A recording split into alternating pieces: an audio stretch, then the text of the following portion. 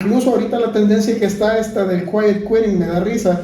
Sí, lo encuentro risible, porque el quiet quitting, bottom line, lo que es me voy a limitar a hacer mi trabajo.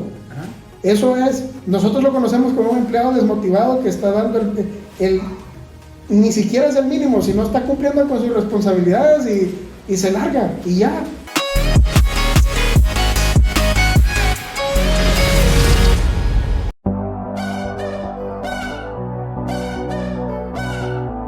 Buenas tardes, gente, ¿cómo están? Bienvenidos a este primer episodio de People of the Industry. Este contenido está exclusivamente solo para LinkedIn. ¿No te has dado cuenta, digo, antes de que te presentes, que LinkedIn está como muy formalizado y cuando alguien trata de meter un meme, se rompe toda la intención de la gente ahí? Definitivamente, creo que es un fenómeno en el cual inicialmente era el Facebook de negocio, ahora es una presentación más, una máscara más. Sí, otra red social. Pero me gusta mucho la dinámica, cómo funciona. Pero bueno, bienvenidos a este primer episodio. ¿Cómo va a estar funcionando? Va a estar en LinkedIn solamente. Habrá personas que solamente hablen el inglés y vamos a tratar de intercambiar. O habrá pedacitos donde la raza esté expresándose mejor en inglés, que es normal. Entonces vamos a estar combinando los subtítulos al inglés o al español. Muchas gracias por estar aquí, por vernos. Recuerden seguirnos en las redes sociales, que la única red social que voy a dar es mi LinkedIn. Aparece como Juan Carlos Alvarado. No voy a hablar de Instagram, ni de Facebook, ni otras redes que alimenten el ego. Y pues bueno, la dinámica es muy sencilla. Es un podcast con intención de conocer a los líderes de la industria. Entonces traemos una persona muy especial el día de hoy.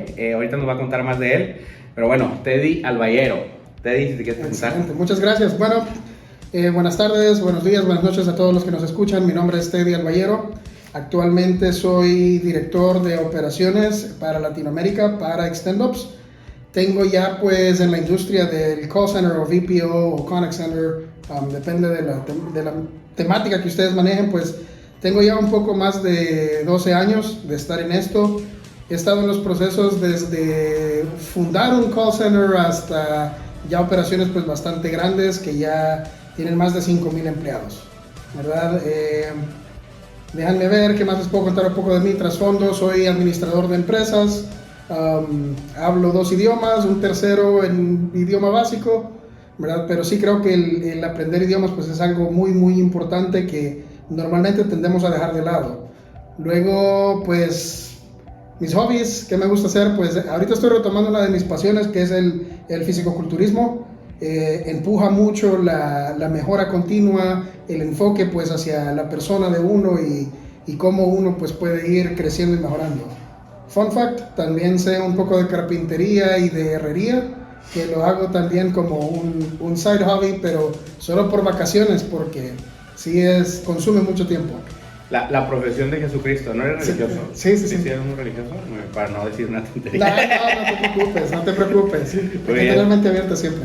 Muy bien, Teddy, pues mucho gusto. Digo, mencionando gracias a Extendops, que por aquí aparece, nos patrocina este espacio. Entonces, aprovechando la raza de Extendops, vamos a platicar con todos ustedes. Gracias, qué chingón que tengamos la oportunidad de platicar de otra manera distinta.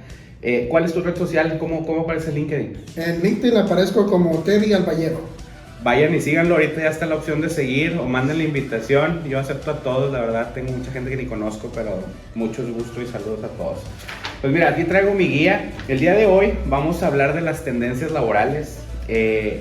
Si esperan que platiquemos de una manera súper profesional, intrínseca, olvídenlo, este no es el espacio, váyanse a otro.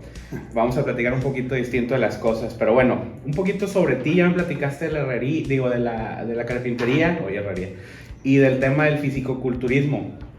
¿Cómo logras balancear esos hobbies o esas cosas adicionales con la carga laboral? Porque si bien sabemos, tienes un chorro de trabajo. Fíjate que es bastante complicado al principio. Mucho tiene que ver el headspace. Muchos te dicen, es que tienes que hacer tiempo, siempre hay tiempo, haz tiempo. No, realmente se trata del headspace, dónde está tu mente, porque tiempo todos podemos hacer realmente. Tiempo tú dices, hoy me levanto a las 5 de la mañana, voy a entrenar y luego pues me voy al trabajo, o en la noche que llegue pues entreno, pero mucho depende de tu disciplina, ¿verdad? Al final la disciplina es hacer lo que tenés que hacer aunque no tengas ganas y mucho de eso es pues eso al final, ¿verdad? Levantarme a veces a las 5 o 4 de la mañana, meter mi entreno, luego pues ya me vengo al trabajo o trabajo desde casa. Normalmente trabajo desde casa, a menos que esté viajando, ¿verdad? O en la noche pues ya entreno, y luego hay que aprender.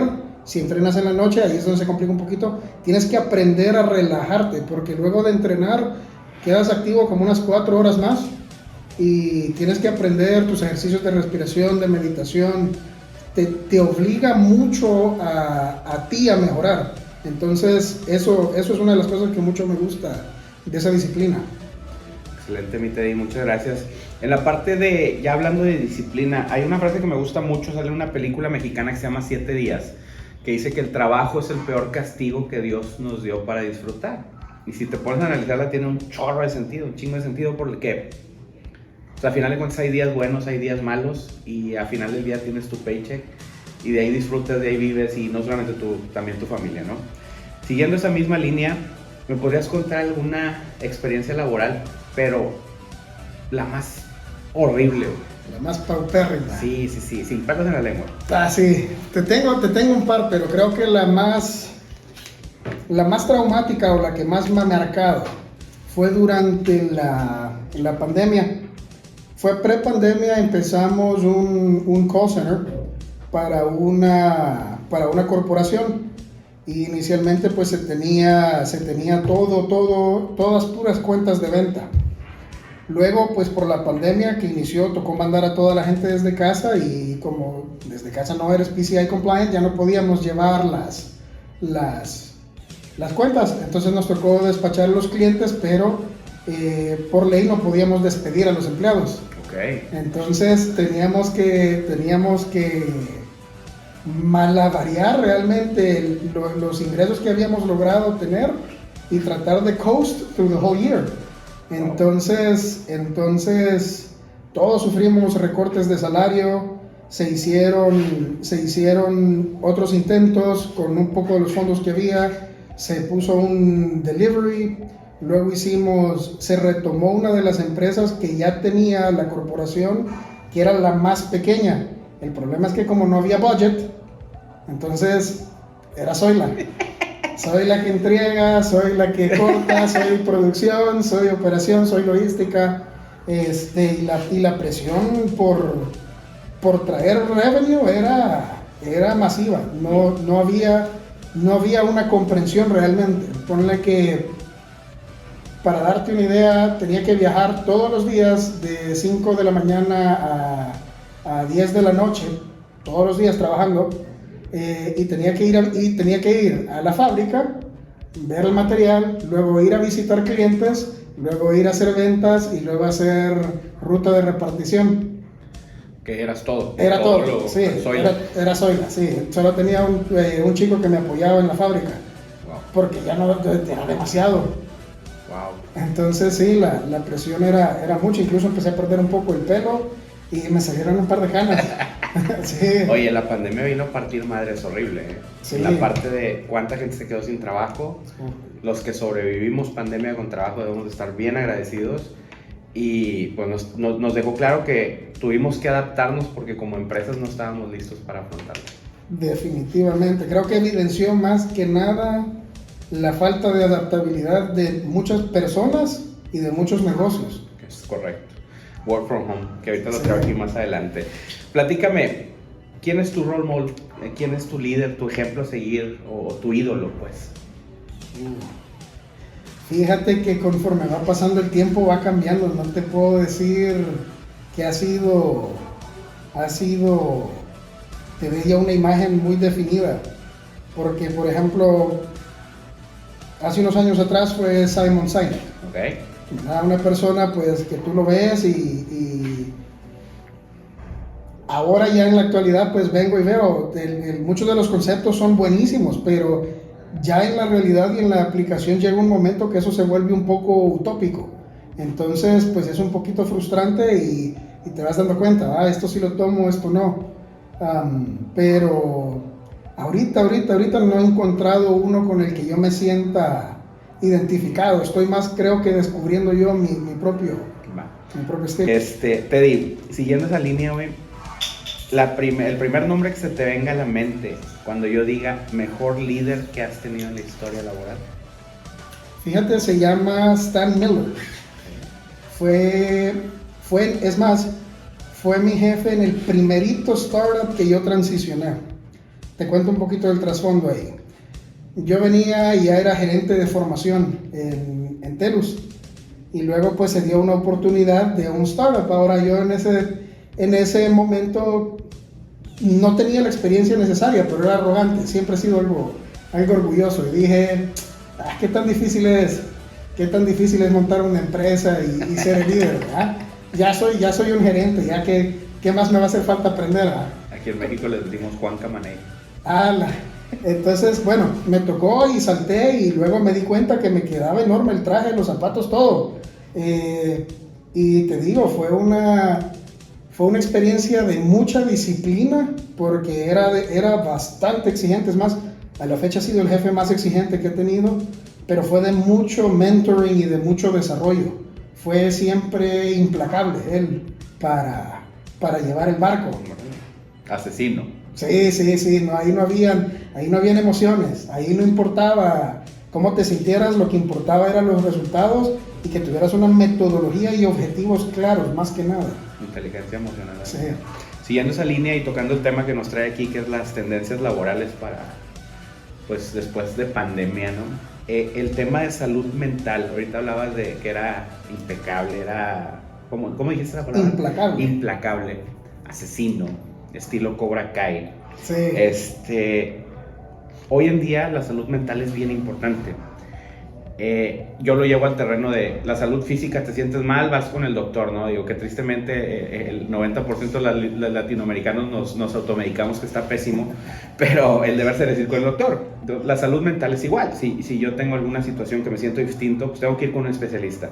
Actualmente es algo que la gente ya nos pide. ¿Cuál sería tu postura en esta parte?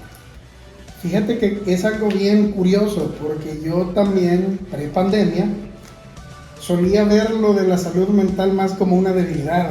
Lo solía ver como, estos no aguantan, estos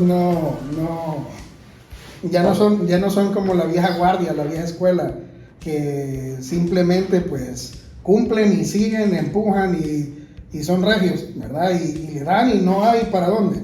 Pero post pandemia veo que hay mucho daño emocional y mental a la gente, tanto por los abusos empresariales que se dieron, como también la forzada interacción en las familias. Tenemos que recordar que hay muchas familias disfuncionales que se vieron obligadas a interactuar juntos. Entonces, ¿cuántos casos de violencia doméstica se incrementaron y no se reportaron? ¿Cuántos abusos sexuales de niños, mujeres, de hombres pasaron y no se reportaron? Entonces, y luego pues viene una nueva normalidad o una normalización en la cual pues gente con sus traumas interactuó con más gente con traumas y luego es como vente, ya no pasó nada aquí, olvídalo, ¿verdad? No es ese el caso. Creo que la salud mental es algo que hay que prestarle muchísima atención y necesitamos ayuda, es la realidad, ¿verdad? Es parte de la evolución. Me pasó algo bien curioso. Aquí en México, el año antepasado, inició todo el tema del movimiento feminista de una manera fuerte, en el cual las mujeres empezaron a protestar, a rayar, a golpear. Y mis primeros posts en Facebook, que digo, soy un señor y posteo más en Facebook que en otras plataformas, eran ¿qué tienen en la cabeza, no? ¿Qué están pasando? No son las formas, bla, bla, bla. Hoy en día, después de ya 3 años de evolución, 4 años, no sé, digo, en mi cabeza son 3 años, perdónenme si alguien lo está viendo y es equivocado. Hoy en día digo, tienen razón. O sea, ya te vas a la estadística fría y se mueren casi 1000 mujeres, bueno, son asesinadas casi 1000 mujeres en el país por mes. Y es un número completamente alarmante, ¿no? Y en el tema de la salud mental, pues también, digo, todavía hay momentos donde te quiebras y dices, neta, yo he aguantado cosas peores. Pero entonces el normalizar, el decir yo he aguantado cosas peores, es lo que debemos de cortar y es donde debemos de movernos. Que me lleva al siguiente punto, que el tema de diversidad. Hoy en día el tema de diversidad, y no solamente hablando de preferencias sexuales, sino hablando del tema de mujeres, aumentar el balance entre hombres y mujeres o diversas preferencias sexuales en una organización, es un tema clave hoy en día porque ya te vuelve más atractivo a la atracción y retención de talento. ¿Qué piensas ahí? Fíjate que es un tema polémico, Sí. es un tema que genera mucha división, pero por lo menos en mi opinión, en mi perspectiva, hay que entender que hay una diferencia y que no somos comparables. Venimos biológicamente configurados de manera distinta, lo cual, querramos o no querramos, va a tener un impacto en nuestro comportamiento, en nuestra percepción. Entonces, creo que nos hace falta mucho la exploración más allá de lo que es el género y enfocado más en las competencias y capacidades. Porque al final, por ejemplo, yo cuando busco personal, son 3 cosas las que me importan. Estas las aprendí de estar: aptitud, actitud y visión. En inglés le decimos AAA: aptitude, attitude and alignment. Ahí no me importa el género. Ahí no me importa si es homosexual, ahí no me importa si se cree caballo, ahí no me importa si se cree naranja. O sea, lo que me importa es que tenga las capacidades, que tenga la actitud correcta y que a largo plazo lo que este individuo piense esté alineado con la empresa para que tanto él o ella, o los pronombres que quiera ocupar, sea exitoso a largo plazo y no haya un desgaste mutuo. Porque luego, ¿qué es lo que pasa? Tú contratas gente y hay problema en temática de visión. Son gente con buen desempeño los primeros 3 meses, entran con madre y te quedas, wow, qué rockstar la que contraté, y luego pasan los 3 meses y se te viene para abajo y te quedas, ¿y qué le pasó? ¿Y por qué se desmotivó? ¿Y por qué? Y ya luego empiezas a estudiar y te das cuenta que su visión era ascender en 3 meses. Su visión era, y ya te quedas como, ¿verdad? Entonces, creo que hay que trascender más allá, de todo esto que ahorita pues está ganando mucho terreno, sí. Y es bien importante porque eso es clave también para la atracción y la retención de talento. Hoy en día hay demasiada competencia laboral y para atraer al the best of the best es complicadísimo. Para retener al the best of the best es complicadísimo. ¿Cuáles son tus estrategias para atracción y retención desde tu punto operativo? Fíjate que yo siento que todo empieza con la primera interacción, ¿verdad? Siempre a uno le han vivido diciendo que la primera impresión es la que cuenta, sí, como entrevistado, pero como entrevistador también la impresión que tú das cuenta mucho. ¿De qué están platicando? O sea, eres una persona que en la entrevista o en el proceso de onboarding tú eres muy rígido, eres muy cuadriculado y todo. ¿Qué apariencia le quieres dar? Al final, yo soy de la opinión, nosotros como líderes, entre más arriba estamos, tenemos que servir más y tenemos que potenciar más a la gente. Es decir, no le vamos a dictar o a regir al 100 cómo va a ejecutar. Entonces, si desde un inicio la persona se siente estimulada a poder ser transparente, a poder ser natural, tú vas a poder tener ese vínculo, pero eso se crea desde la primerita impresión. Si no tenés eso, para mí por lo menos no vas a ser exitoso en tu abordaje. Claro, y lo más interesante de el enamoramiento, sí, es que tiene que durar todo el tiempo. Ahí has dicho algo bien cabrón, porque es bien difícil, porque al final esto es como un matrimonio. Me acuerdo cuando le dije yo a Sean, que estuvimos entrevistándonos, y le dije yo, oye, si yo me voy a casar contigo, tenemos que asegurarnos que esto funcione. Y en un matrimonio, pues, no siempre va a funcionar. Y lo traduzco así porque, digo, los que estamos casados sabemos que los primeros meses son, si el papel del baño está hacia allá o está hacia acá, si un calcetín está allá y el otro está en el bote, si duermes de un lado, si duermes del otro. Entonces es proceso de adaptación. Que se echa pedos dormido. Que ronca, que no ronca, que así no eras cuando éramos novios, ¿no? Entonces todo eso debe traducirse tal cual lo mencionas, y creo que para la atracción debemos de estar preparados para todo ese proceso de adaptación, incomodidad, acepto, me acostumbro, pero siempre en pro de cuidar la integridad de la gente, porque muchas empresas te obligan a adaptarte a un ambiente laboral no creo que sea la palabra correcta, pero una empresa que hace todo lo contrario, ¿no? Como aquellas empresas, y pasa mucho en el call center, los que no reportan al 100% ante el Seguro Social. Que por cierto, Extendo sí lo hace, comercial. Que no reportan al 100% ante todas las instituciones. Y eso es malo para el futuro del empleado. Y al final del día, ¿qué pasa? Se acostumbran a recibir más dinero en el momento y lo ven como algo normal, pero después se hacen viejos. Y conozco una cantidad de gente que ya está por jubilarse y no cumple las semanas, no cumple el dinero, o se terminan jubilando con $400 al mes. Sí. Es que siento que es una cultura que viene desde años atrás, desde los boomers, antes de los boomers incluso, donde lo que importaba era el reconocimiento, lo que importaba era el título, ¿verdad?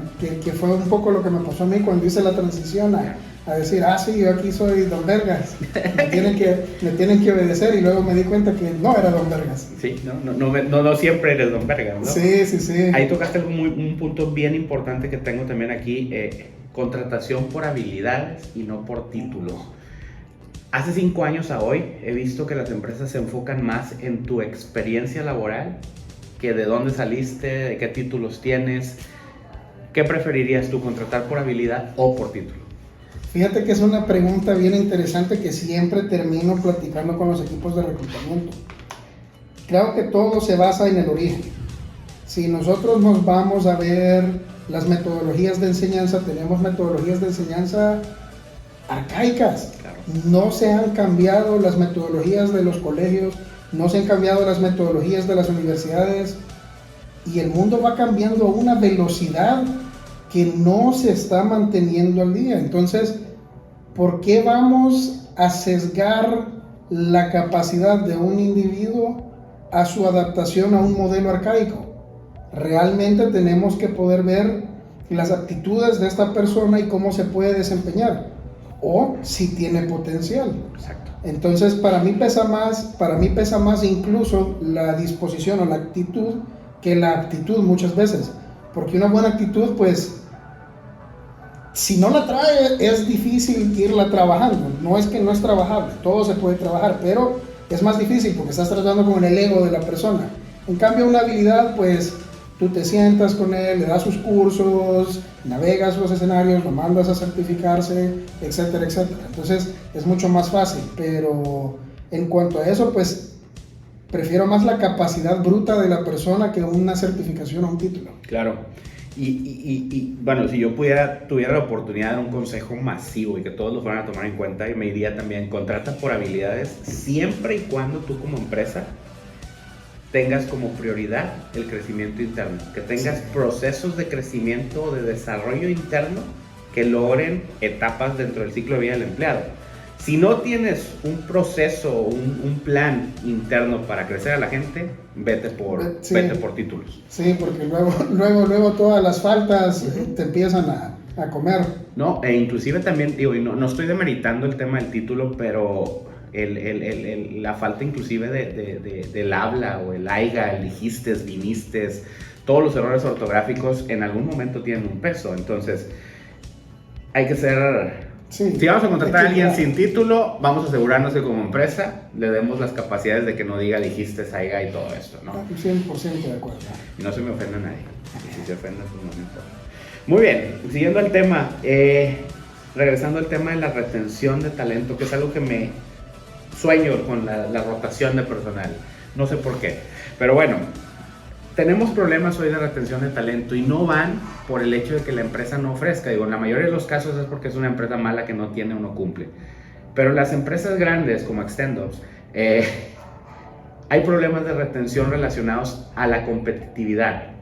Volteo y aquí no está la puerta y me ofrecen una camisa color azul, y volteo y allá está la misma camisa azul, pero dice Versace. ¿A dónde me voy? Para que tenga más estatus, ¿no? Entonces, poniendo ese ejemplo, el principal problema de retención en un call center, ¿cuál sería?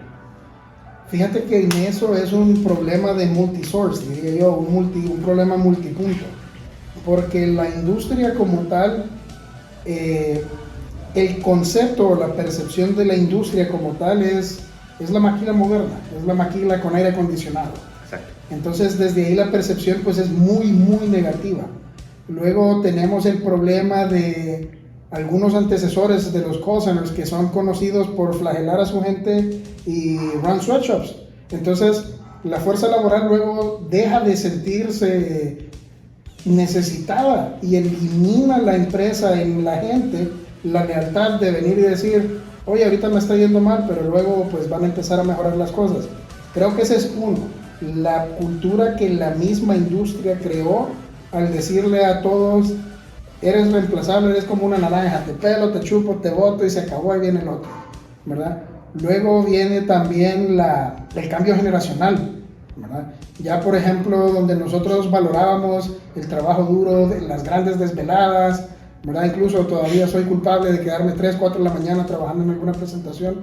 Ya la nueva generación es como... Hasta aquí se acabó. Sí, incluso ahorita la tendencia que está esta del quiet quitting me da risa. Sí, lo encuentro risible, porque el quiet quitting, bottom line, lo que es me voy a limitar a hacer mi trabajo. Eso es, nosotros lo conocemos como un empleado desmotivado que está dando ni siquiera es el mínimo, sino está cumpliendo con sus responsabilidades y se larga, y ya, no es una... Sí, no es nuevo. Sí, no es una protesta, sino es algo que siempre ha existido, pero para la nueva generación es algo, es una manera de mandar un mensaje. Entonces, creo que el cambio generacional también es algo muy, muy impactante que tenemos que irnos acoplando, porque se vuelve complicado. A mí jamás en una entrevista me habían preguntado, oiga, ¿y no es pesado el trabajo? En mi puta vida me habían preguntado que si el jale no era pesado. ¿What? Dije yo. Y le dije yo oye, hijo, creo que estás haciendo la pregunta equivocada. No, es que no me quiero cansar, me dijo. ¿Es válido? Sí, tiene toda la razón, pero nosotros venimos acostumbrados a... ¿Y por qué me está preguntando si es pesado el trabajo? No, pero él está valorando otras cosas, él está valorando su tiempo después del trabajo. Entonces, creo que esa adaptación también es un eje principal de la rotación alta, que se está dejando de lado en este tipo de trabajo de alta demanda y alta exigencia. Claro, definitivo. Y los boomers ya pasaron por esto, ahora nos toca a nosotros. Pero ¿tú crees quién debe estar adaptado a esto? ¿La empresa debe de estar adaptada a la nueva generación y cambiar completamente? ¿O se debe de inculcar más todo lo que ya se tiene como base de lo laboral a estas nuevas generaciones? Fíjate que con eso siempre he pensado que debe ser una combinación, porque empresa que no evoluciona muere. Claro, definitivo.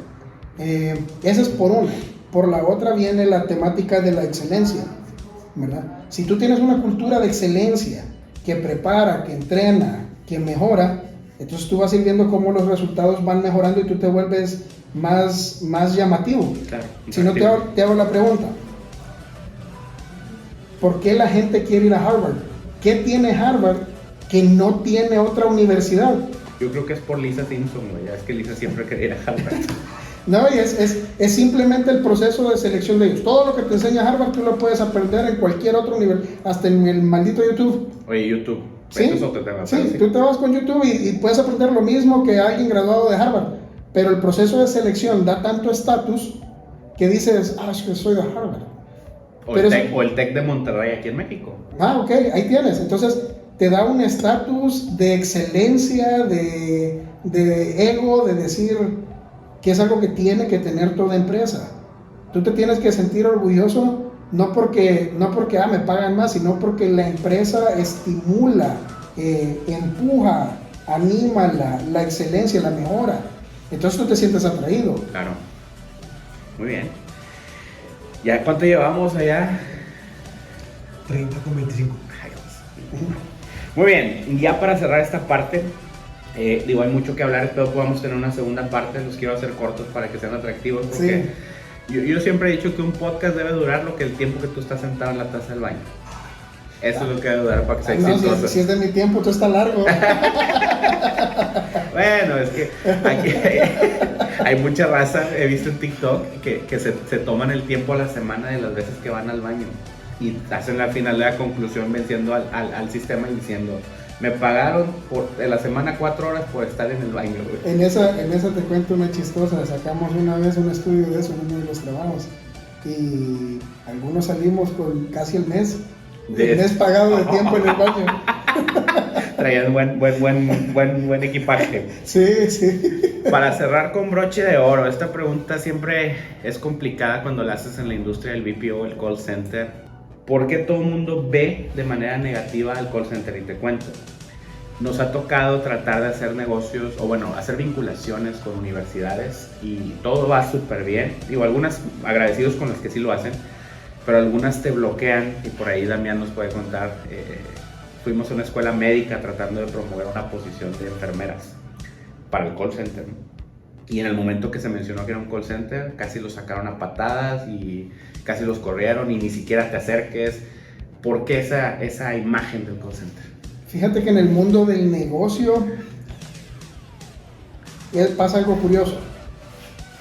El call center es una empresa en donde su producto es la gente y brinda el servicio a clientes. No es lo mismo que una empresa que venda un producto o preste algún servicio de suscripción. Entonces lo que sucede es que el call center se convierte en una empresa muy volátil.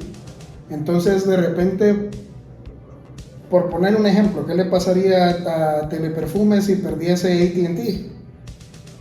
Pierden casi el 70% de su negocio y la reducción es increíblemente decir. Entonces, para las demás empresas decir, sí, tengo negocios con un call center que no es grande, que no es de renombre, es un riesgo, porque luego no tienen como ellos decir, sí, van a tener pues proyección, tienen carrera, ¿verdad? Entonces, lo puedes ver, por ejemplo, trato de aplicar a un crédito empresarial en un banco, cuando te piden el case study. Los contratos al inicio, los primeros contratos, hagamos un piloto. ¿Cuánto va a durar el piloto? De 1 a 3 meses. Ok, luego te voy a dar el contrato por 1 año. Tú lo empiezas a pelear que te dé el contrato por 1 año, renovable o no renovable. Si te va bien, pues ya luego lo renuevas para 3 años. Si te va bien, entonces le tratas de meter los 5 años y ahí vas, pero vas luchando. Sí. Y el contrato tiene dentro de él unas cláusulas que el cliente, he can pull the trigger. Yes. Entonces, no hay una seguridad como venir y decir, pues yo vendo leche. Ajá. Tienes tu ganado ahí que si algo pasa, pues mata las vacas, la conviertes en carne y vendes la carne y tu negocio. Sí, tienes opciones. En cambio aquí se te ve el cliente y mamaste. Sí, te quedaste con 300, 400 empleados. Exacto. Y hay que liquidar y... Exactamente. Buen punto. Y la raza se tiende mucho a justamente decir, este es mi primer trabajo y después brinco a mi profesión. Sí. Pero desde mi trinchera yo te puedo hablar que el call center me atrevería a decir que tiene los mejores best practices que pueden ser replicables en cualquier industria. Pero es porque es una industria que vive siempre al borde. Sí. Entonces, si no está bien fundamentado, si no hay una experticia, una excelencia en la práctica, no es un negocio o una empresa que pueda subsistir. Por eso es que siempre, y es divertido porque en El Salvador, por ejemplo, miran de menos a la gente que viene de call center, sí. Pero muchas veces los de call center estamos mucho mejor preparados. Es correcto. Porque vivimos siempre al límite. Entonces, como no hay una certeza, una solidez justa, como por ejemplo una empresa de seguros, ¿verdad? Tú tienes que ser siempre la chica hermosa en el cuarto de señores cincuentones. Tú tienes que ser siempre la linda. Entonces, como mantienes siempre ese appeal, siempre estás a la vanguardia de todo lo que está saliendo. Muy bien. Imaginémonos que ya para cerrar, que regresas tú en el tiempo y te topas a tu Teddy con su primer rol de responsabilidad importante, que él dice, no hombre, esta es mi oportunidad de oro. ¿Qué consejo le darías? No seas pendejo. No, creo que el primer consejo que me daría es reflectando, ¿va? Ser paciente y confiar en el proceso. Soy una persona muy, muy ambiciosa y tiendo a veces ser impulsivo por eso mismo. Entonces, Mi primer rol de responsabilidad lo abandoné por eso, porque dije, ya no hay carrera aquí.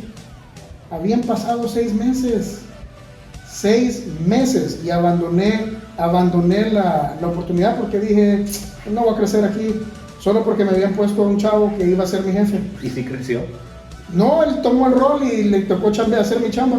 Ya no contrataron, ya no me afiliaron mi posición ni nada. Se quedó él con Sí, todo. se quedó él. Pero si yo me hubiese quedado 2 años más tarde, abrieron más plazas. Y él se fue. Pasa mucho, ¿no? Sí, entonces yo digo, si hubiera sido paciente, no hubiera sido impulsivo, hubiera confiado en el proceso de desarrollo, muy probablemente quien hubiera crecido hubiera sido yo. Muy buen consejo.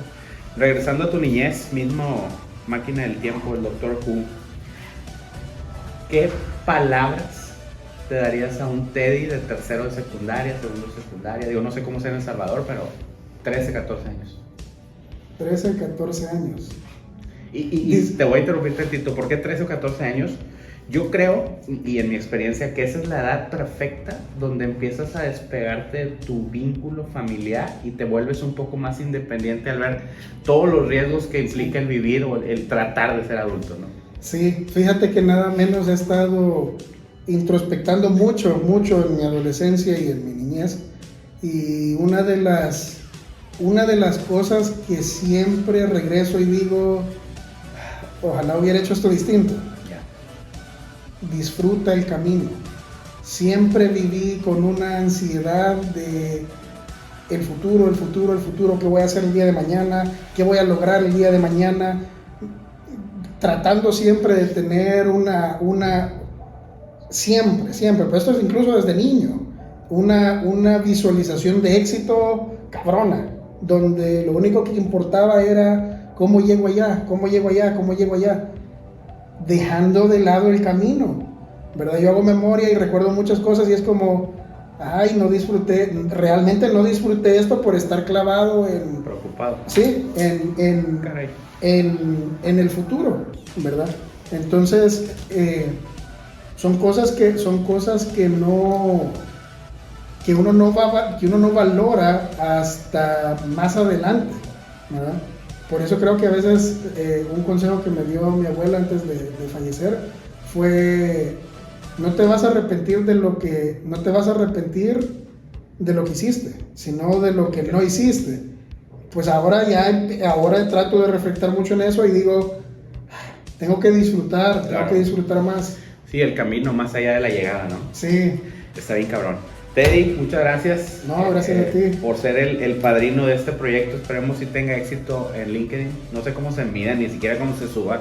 Si no, lo voy a terminar subiendo a YouTube y copio el link a LinkedIn. Pero bueno, gracias a todos por vernos. Yo soy JC Alvarado. Me pueden encontrar en LinkedIn como Juan Carlos Alvarado Hernández. Y Mi nombre es Teddy Alballero y me pueden encontrar como Teddy Alballero en LinkedIn. muchas gracias por vernos. Esto fue People of the Industry. Cuídense, banda. Bye.